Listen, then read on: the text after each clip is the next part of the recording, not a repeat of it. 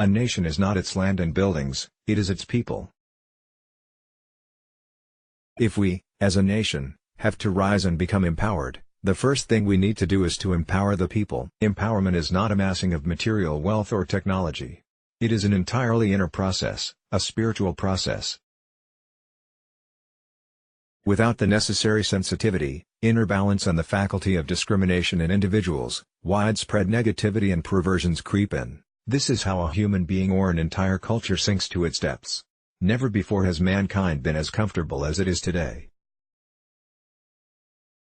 The kind of comforts and conveniences that even kings did not have 100 years ago are now available to the common man. Today, our pursuit for these comforts is so vigorous that the very life of our planet is being threatened.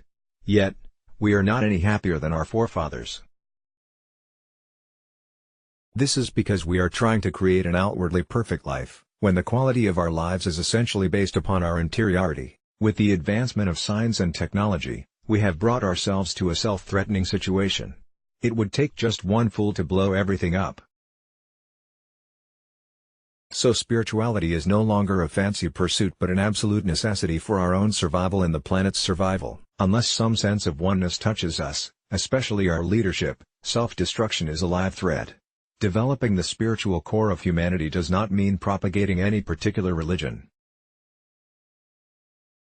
Unfortunately, today most religions have been reduced to mere belief systems, and belief systems are bound to conflict with one another.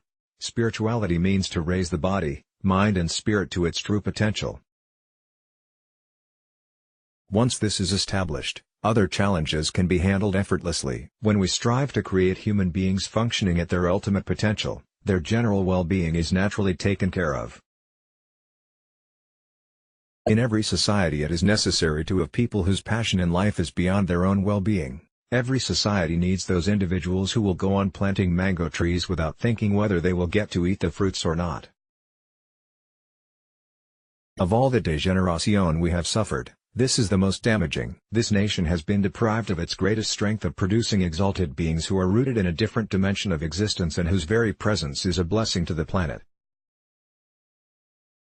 We value this culture not because we are born into it, but because this culture had perfected the technology of producing such beings.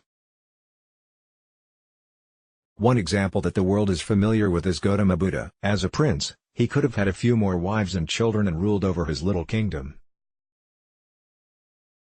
But as an enlightened being, he went on to change the course of life on the planet. Even today, producing such human beings is not a distant dream, we just need to work for it.